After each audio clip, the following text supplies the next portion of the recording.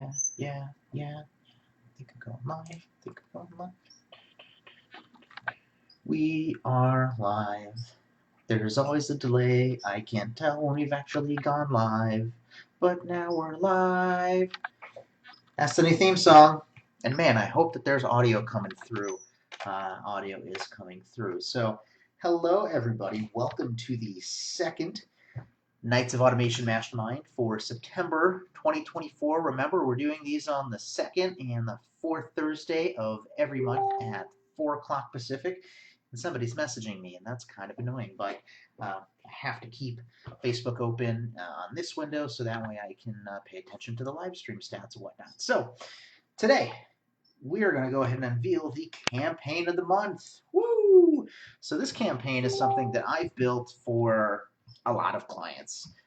Pretty much anytime we do a sales pipeline for somebody, we always build this in some form or fashion. So this is something this is something to supplement what sales reps should already be doing. So if you've ever heard me talk about sales pipelines or pipelines in general, the automation is always supplementing what the person should be doing. So whether it's like a sales pipeline to track somebody through a sale, or a fulfillment pipeline to track a project through to completion, or a coaching program, or something like that, the stages in the pipeline are always key milestones. Think of them like a set of stairs where one meaningful thing happens and then there's some activity and then they move up to the next one and then there's some activity and so forth and so on. So the stages should be thought of as a 10,000 foot milestone in the process. And when it comes to sales, there's always the first part of any sales conversation, which is to get them qualified. In other words, do people have a problem that we can solve? Do they have the money for it? And most importantly, are they allowed to spend that money? Am I talking to the right person here? And as soon as your marketing journey ends and it has bubbled up a face with a name in it, the sales journey begins. And the point of the sales journey is, of course, to transform that into a paying customer. So that qualification is the very first part of any sales process, no matter how fast or slow that process goes. For example, look at Girl Scout cookies and how they sell those outside of the grocery stores. For the international folks out there, there are Girl Scouts and Boy Scouts, and about once a year or so, they sell cookies as a fundraiser, and usually they're posted up outside the grocery stores or the supermarkets, wherever you buy your food, right? Because there's a bunch of foot traffic, people coming in and out. And they do qualification. So somebody walks out. Well, actually, hold on. I'm doing this backwards. Um, the conversation that I usually teach for sales, qualification actually has four stages to it. So there's the new lead. First thing, there's straight up a lead has been identified. The second is you are contacting that lead, so I'm actively doing outbound communication to you. The next part is engaging, meaning that we now have a two-way conversation going, and then the objective, of course, of that two-way conversation is to qualify them. Do we have a problem we can solve? Do we have the money? And are they allowed to spend that? So that sales process, that four-step from new, contacting, engaging to qualified, is the same no matter how fast or slow it goes. So getting back to the Girl Scout cookie, very fast sales. So I walk outside the grocery store, bang, I'm a new lead. Girl Scout, hey mister, do you want to buy some cookies? Now, she's contacting me. At this point, I could just completely walk by or ignore her. Or I could engage with her and I could say, you know what, hey, no thanks, no worries, I'm not interested in cookies. But I've still engaged with you. There's a difference in contacting and engaging. Or I can say, well, what do you got? What kind of cookies do you have? And now the assumption is I'm qualified. It's a very low dollar sale. The assumption is that they have a problem that they can solve, that I have a problem they can solve, which is I want cookies, I don't have them, and I do have the money to spend it because I just came out of the grocery store, and I likely also have the authority to spend it. So no matter how fast or slow the sales process is, you got new lead, contacting, engaging, and then qualified. Now, as a sales leader, putting on my sales leadership hat here, there is a very big difference between a new lead and somebody that you are contacting. If I was looking at a sales, if I was looking at a sales manager, if I was looking at my sales reps pipeline and I see that they have 10 people in new lead and then like 2 people in contacting, what does that mean? Well, that means that there's 2 people they've made an initial outreach to and 10 people that they haven't even touched yet. Okay, so contacting is very important. It's basically the same as a new lead, except we've acknowledged them and we're trying to make that outreach here. And we may contact them a bunch of times before we're engaging with them and getting them on the phone. In fact, quick side note about miming a phone, right? This is how you can tell the difference between the new school and the old school folks, because I was born in 1985. I'm technically a millennial, and the phones always had the headset and the receiver with the earpiece in the mouth. Well, the younger folks have only known a cell phone. It's flat. And so when they're pantomiming a phone, they do this. So anyway, fun random side note. Contacting. A new lead has been identified, and I've made my first outbound attempt. It was not successful. Usually it's a phone call and we leave a voicemail, or if there's no voicemail, then whatever. I didn't reach them. The campaign of the month this month is a contacting short-term nurture. It's automation designed to supplement you as the sales rep as you're trying to get in contact and engage with a new lead. And like I said at the beginning, this is something that we build for every single sales pipeline that we do in some form or fashion. Because yes, at the end of the day, when a new lead comes in and you make that first initial contact, you're not always going to reach them. That's a distinct stage in your pipeline, and you need to make sure we're following up with people. So that's what the campaign of the month is. And I missed my own deadline. I was supposed to have the blog post for this so that way you could instantly go request it, go install it, and start using it right now. But as of this recording, I still have a couple of minutes before I can hit publish on that. But the campaign is done. All the overviews and setup videos are ready to go. I just haven't been able to hit push on the blog post. But that's okay, because you're cool and you're here right now. I'm going to go ahead and walk you through what this campaign looks like and what you can expect. And because this is the Automation Mastermind, I'm going to do a deep dive breakdown into all of the messaging here.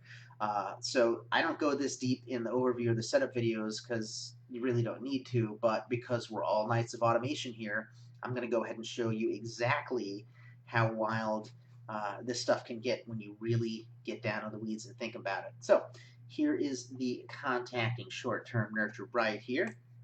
And this is exactly what you'll be able to go ahead and install. Now, one thing that you'll notice is that I just have a blank tag goal starting this as well as ending it. And yes, I am still here. We're going to stay in the call. Anybody can join these Google Meets. The link is right here in the description. But if you're talking to yourself for a while, Google gets concerned. But yes, I am still here. So you'll notice that there's just an empty goal starting or stopping this. Because we're all nerds here, I did this specifically because not all versions of Keep all have the same bells and the whistles. Now, normally, I would recommend that we use a stage move goal to start this as well as a stage move to stop it. Or at the very worst, using a note template, but not everybody uses this. And really, the value of this is the messaging that's in here. Okay, so this is what I'm going to focus on for the video today because it's just one simple sequence here. So the idea, and again, just as a reminder, the idea here is a new lead comes in, I've made that first outbound call, I missed him, I didn't reach him. So that's what would cause this automation to start. And so that's why we start with a just missed you text. I'm going to go deep dive into each of these in a moment, but that's why immediately just missed you. This is saving time for the sales rep. They don't even have to send this text. Hey, listen, I made the call, hang up, boom, start it. We immediately send out a just missed you. The whole point of this automation is to get a conversation going, to get them out of contacting anywhere, even if it's to get them in, even if it's just, hey, I'm not interested, right? Fine. They've engaged with us. So that's why we send an immediate text, and then an hour later, we actually send the first email here, because people can respond within that 1 hour. And so we want to go ahead and give it some time here. So there's immediate just missed you text, and then, hey, listen, I missed you earlier, right? And then everything else goes, assuming that we're still in contacting. So if 3 days later we haven't heard from them at 5 p.m., we're going to go ahead and send a let's chat email here. Now, I want to talk about the timing here. Why do we do it at 5 p.m.? I'm assuming normal business hours. I'm assuming that your sales reps are not really going to be working their pipeline after standard close of business at 5 p.m. So what this means is that your sales reps have an opportunity to work their pipeline and get everything up to date.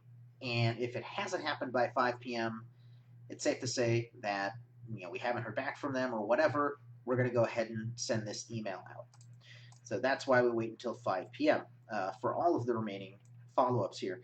And then what we do is 4 days later at 5 p.m. again, we're hitting them up with a email and a text combo. So we're emailing them and we're sending them a text at the same time. The other thing I want you to pay attention to is that overall, it's been 7 whole days since the initial contact. So this is 1 full week after that very initial outreach, and we didn't reach them. So yes, you're absolutely right. I'm my buddy Greg Jenkins. Hey, what's up, Greg?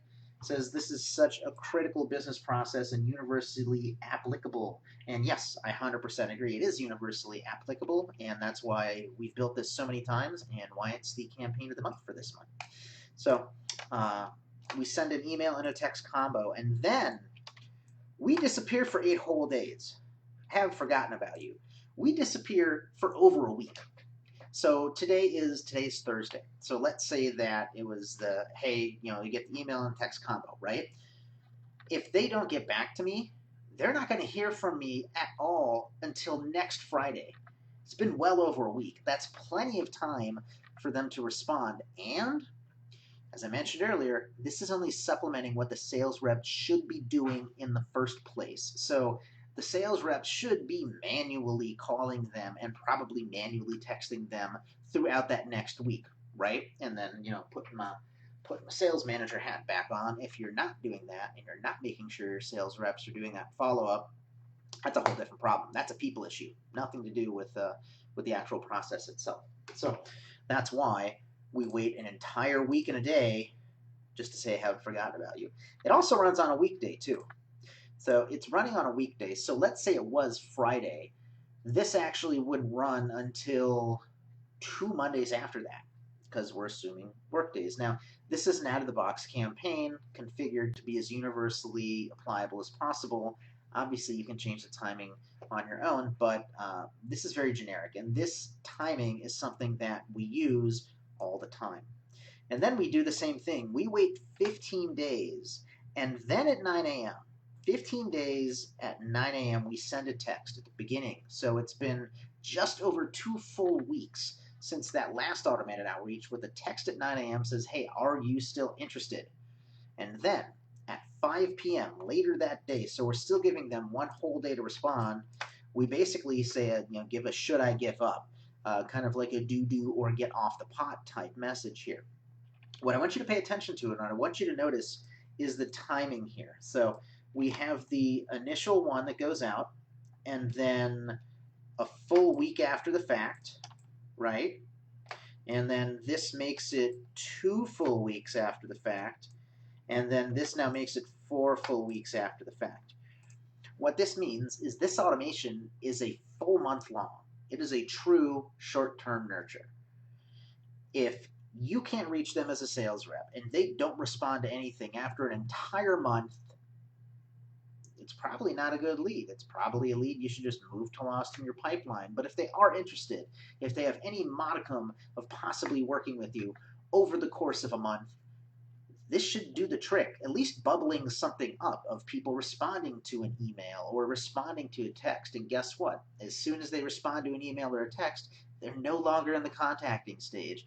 At the very least, they would move up to the engaging stage, and this automation would stop. So this entire sequence is assuming you're basically just shouting out into the ether. You're shouting out at nothing and not hearing back from anybody. So let's go ahead and look at these individual emails.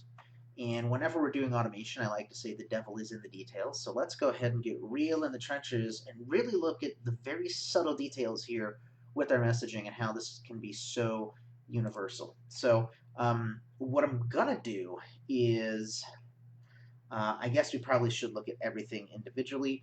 I'm going to go and looking at the text first. So right here, hey Paul, it's Johnny with B Pro, and I just tried to get in touch with you, but it looks like I missed you. Please let me know when would be a good time to chat. This goes out the second that this thing starts, meaning we need to train our salespeople that as soon as you make that first attempt and you don't get them, you start this right away, so it's relevant, right? And notice how the call to action is, please let me know when would be a good time to chat. Please respond. Help me get you out of this contacting phase, right? So then we have 1 hour later, if they haven't responded back, there's a missed you earlier email. And again, it's very subtle. Hey, Paul, it's Johnny with B Pro, and I tried to get in touch with you earlier, but I miss you. Can you let me know a good time for you to chat? Have a great day, and then the person's email, right? It's basically the exact same thing that we texted them, just slightly worded a little differently. But the sensation and the general message is the same. I tried to call you earlier. I missed you. When is a good time to chat? There's no links in here other than the legally required unsubscribe link here. And it looks like a very personal email. Like you sat down and wrote this out. And the call to action is simple. When would be a good time for you to chat? That's it. And then even the subject line here says, missed you earlier, coming from the person's owner. So very simple, very straightforward here. What I want to do, just to save time between opening and closing all the emails here, I'm going to show you a little trick, because again, this is the night's automation, right? If you go and you grab a link click goal, you can use this as a viewport into all the emails within the sequence. So I'm going to look at this, and now we can see all the info here. Although this isn't giving me the subject lines, so I might as well go ahead and open them up all the way.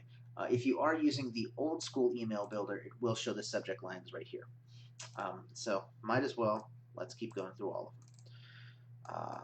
3 days later, 5 p.m. So you sent an immediate text, you sent an email an hour after that, and you haven't heard back from them. And you've probably made at least another attempt as a sales rep because you're a good sales rep and you do your job like you're supposed to, still haven't heard from them. So 3 days after the fact, 5 p.m.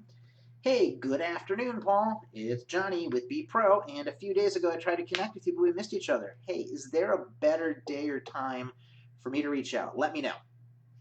Okay, so the devil is in the details here. I want to point a couple of things out. First of all, we're saying good afternoon, okay, because we send it at 5 p.m. So again, it feels like I sat down and actually wrote this. And then we're saying, hey, you're introducing myself. Hey, it's Johnny with B Pro. And a few days ago, I tried to connect, but we missed each other. So we're basically giving a reason. We're explaining, hey, why am I? Ooh, look at that. We're giving a reason, and we're saying, hey, why am I reaching out to you in the first place? Is there a better day or time for me to reach out? Again, it's basically the exact same call to action as last time. Notice there's no links, there's no nothing, and the idea here is to, of course, get in contact with them. So if you're using a booking link or you're using, like a calendar link or something like that, you might want to modify this to include your booking link here. But we want to make this as universal as possible. We don't necessarily have to. And not everybody uses that functionality. So we're doing the generic, hey, is there a better day or time for me to reach out? And then the subject line for this one, it does say let's chat. It's the exact same thing as before. So again, 3 days later, 5 p.m. in the afternoon, they get a let's chat email that says, I tried to reach you a few days earlier and I missed you. So now we've got a whole week. Whole week goes by, and then they get an email and a text, one after another. So this is the right info email. So what we're now doing is we're kind of changing the angle up a little bit. I mean, think about it. You made an initial outreach a week ago. We haven't heard back from them. Maybe we don't have the right information. So that's the exact same approach that we're taking here. Good afternoon again. It's Johnny with B Pro again. I've been calling and texting you, but I haven't heard back from you yet. Is phone number still the best number to reach you? Have a great day. So the devil's in the details here. So again, we're starting off with good afternoon, because it is good afternoon. And then we're saying, it's me again. That's plain English. That's how somebody would actually talk.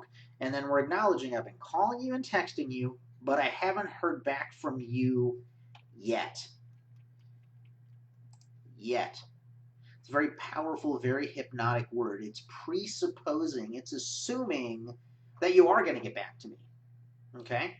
And then we go ahead and echo back the phone number that we have on file for them. Is this still the best number to reach you?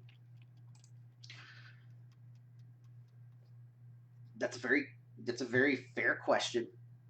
And if it is the right number, people are going to reply and be like, yeah, this is the right number. Or if they're not interested, they're probably going to reply to you and be like, no thanks, buzz off, because you're echoing back, hey, here's the phone number I have on file for you. That's a little more personal information than just like a name or an email, right? That's not common for people to say, hey, here's the phone number I have on file, right?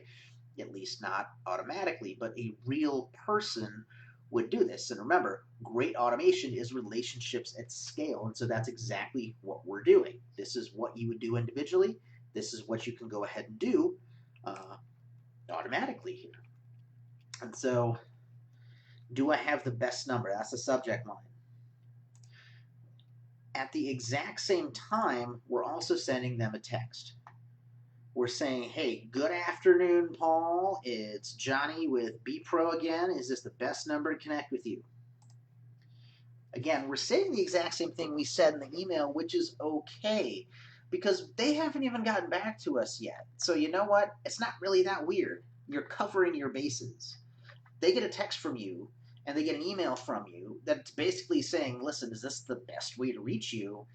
If they're even moderately interested or interested in having, I said interested twice, great. If they're even reasonably curious about having a conversation with you, they should probably respond at this point, most likely, even if it's a quick response to the email of like, yeah, I've been super busy. Or they text back and they say, yeah, this is me, I'm just real busy. That's okay. The automation has done its job. The whole point of this is to get them to respond in any form or fashion. Hopefully it's, hey, yeah, let's go ahead and continue with the conversation. But even if it's, yeah, this is my best number, but please buzz off, I'm not interested, cool. You at least have an answer. You can mark it as lost. Go ahead and move on to the next lead in your system. So now, one full week later, actually more than a full week later, I haven't forgotten about you. So a week ago, we said, I have your phone number on file. Is this the best way to reach you? And then I texted you the exact same thing. So now we're changing the angle again. We're placing the onus of why it's been so long on us. So check this out. Good afternoon. It's Paul again, and I haven't forgotten about you, with the little smiley face for some levity here. I've been trying to connect about B-Pro services, but it looks like we keep missing each other. No worries. I understand how busy things can get, which is why I'm circling back today. Now we're changing it up. Can you please give me a call back at phone number when you're available, or shoot me a text so we can schedule a time together? Have a great day. So that was in the details. Good afternoon. And we're saying, hey, it's me again, but we're not saying it's Johnny with B Pro, because we've already said that twice, probably 3 times actually. Hey, it's Paul again, and I want to let you know I haven't forgotten about you. And then a little smiley face for some levity here. And hey, I've been trying to connect with you about the company's services. So again, you may want to adjust the language based on how you're doing, but this should be generally applicable here. And then we're turning it around. Instead of saying, hey, this is the phone number I have for you. Is this the best number? We're now returning the favor. We're saying, hey, here's my phone number. Because at this point, we haven't done that. Like, we really haven't. We've only been sending them an email, and we've been texting them from the Keep Marketing line, which is not the same as my phone number as a sales rep. So now we're reversing the conversation. Instead of saying, is this the best number to reach you? We're saying, hey, here's my phone number. Can you give me a call back? Or shoot me a text so we can schedule a time to talk. Again, the whole point is to bubble up a conversation, just to get them out of contacting. And so this is basically the exact same email we sent before, but just a week later and from a different approach. Here's my phone number. Let me know. And again, if you're using calendaring links, you could maybe include in the PS, hey, by the way, if you prefer to schedule, here it is, which is probably what I do. I would do in my own business because I do use calendaring links, and I know that a lot of my clients prefer to use that stuff too. But this is still totally appropriate. And you know what? Even if you do use calendaring links, you can wait until they reply and then respond back with your calendar link, that kind of thing. Or perhaps you have a calendar link in your signature. I don't know.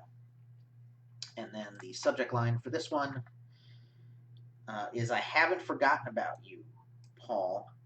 So devil in the details here. I want to point out something very subtle. So the subject line is using their name.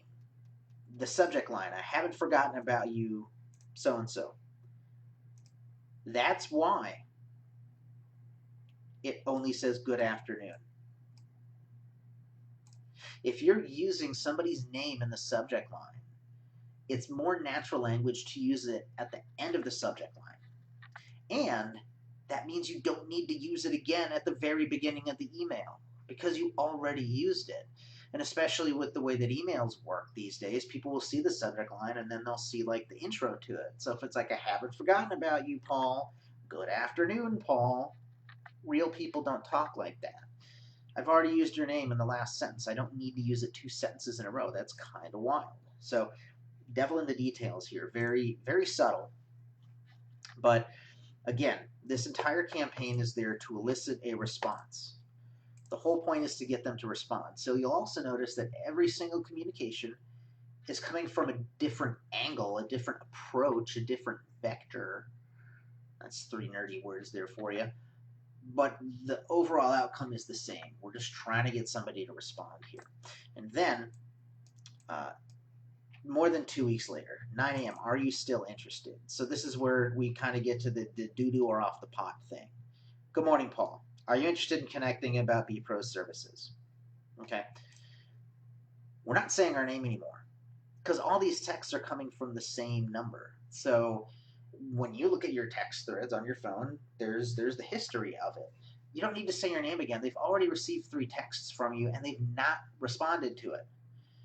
So they at least know who you are. And if they're like, oh, who's this guy? They can look at the text right above that and see, oh, it's Johnny with BPro, right? So again, subtlety here. We're mimicking what you would actually do for real, individually, one-on-one. And that's how we would do it. And then the very last email goes at 5 p.m. So again, we're texting them at 9 a.m. just with a very simple, hey, are you interested at all? You still want to talk? And then that happens at 9 a.m. And then at the very end of the day at 5 p.m., we basically make our Hail Mary of, should I give up? So good afternoon, Paul. I hope you had a great Thursday. I'm circling back one last time to connect about BPro services, how we might be able to help you. While I haven't heard back from you, and I don't want you to slip through the cracks or get ignored, I also don't want to be a bother. If you have any questions or concerns, please reach out in the future. I want to make sure you have all the information you need to make an informed decision. Have a great day. P.S. You can always call and text me directly here. Just saying it out loud, I don't like information and informed in the same sentence. Those words are too similar here, but hindsight's always 20/20, right? Nobody's going to die. This still gets the point across. But let's look and see, what are we actually doing here in these like 3 or 4 sentences. So first of all, I hope you had a great day of the week. This is the first time that we have actually acknowledged what day of the week is. We've said good afternoon a couple of times, but this is the first time we're going to say, hey, hope you had a great Wednesday. Hope you had a great Friday, whatever the day is, right? So we're making it super personalized immediately, right from the get-go. And it's coming at 5 p.m., so it's appropriate to say, hey, I hope you had a great Thursday. I'm circling back one last time to connect about our services, how I might be able to help you. By framing this as I'm circling back one last time, this sets the expectation that you're not going to be following up with them anymore, which at the end of the day, we do need to be concerned with our email sending reputation and unsubscribes and people marking it as spam and stuff like that. So if somebody is legit just not interested and they don't want to talk to you, fine. This is telling them, listen, I'm not going to bug you anymore. So hopefully they're not going to flag you as spam. But the other thing too, remember, this has been a full month. This email goes out a full month after you made that first attempt to call. If they're interested, this is going to give them the fear of missing out, of, oh, well, it says last time I better respond to this guy because I am interested. And maybe this will elicit the response of, okay, hey, yeah, let's talk, but I gotta do this thing. I gotta do whatever. Well, I haven't heard back from you, and I don't want you to slip through the cracks to get ignored. I also don't want to be a bother, right? So again, we're acknowledging that I'm following up, and I don't want you to get lost, but I also don't want to be a pain in the butt. We're being very flat about this because we don't want to be a bother, because we don't want to get whacked for spam. At the end of the day, now we're kind of protecting our own butts here with our own sending reputation. If you have any questions or concerns, let me know. I want to make sure you have all the info to make the decision, right? So it's basically putting the ball in their court. And then we're ending. You can always text me and direct me here. Thank you, dog. Thank you. My dog has just leaned up and bumped against the tripod, so now I'm going to have to go lean over real hard to the right if I want to be centered. Look at that. Gotta love live streaming. Yeah, so that is that. And then, information to make an informed decision. I mean, it is a little awkward, so it would be easier for people to believe that that was an actual real email that somebody sat down and wrote. Because that's the whole thing, too. That's the whole idea of this magic trick, is that this needs to feel like the sales rep actually sat down and wrote these for you. So that's another reason why these aren't fancy. There's no graphics. There's not a lot of links. There's no buttons. It's all left justified to the center. This should feel like we sat down and actually wrote the email today, because we care. Because we do care. And then this subject line, I think it is just, should I give up? Yeah, there you go. Which this should get people to open it up, and we're making a direct ask. Should I give up? I don't know. Should we give up? The whole point is to get them to elicit some kind of a response.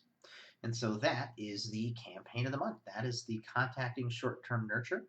And you'll be able to download that with a simple one-click install right into your Keep account. And you'll get the exact same campaign you just saw. Feel free to modify it and adjust it for your own needs. But that's a super deep dive into this particular campaign. In fact, I really like this video. Maybe I'll go ahead and make that part public where I explain it. But that's the Nights of Automation for September 2024, number 2. Remember, we're going to do one of these masterminds every single month, twice a month actually, on the 2nd and the 4th Thursdays at 4 p.m. Pacific each time.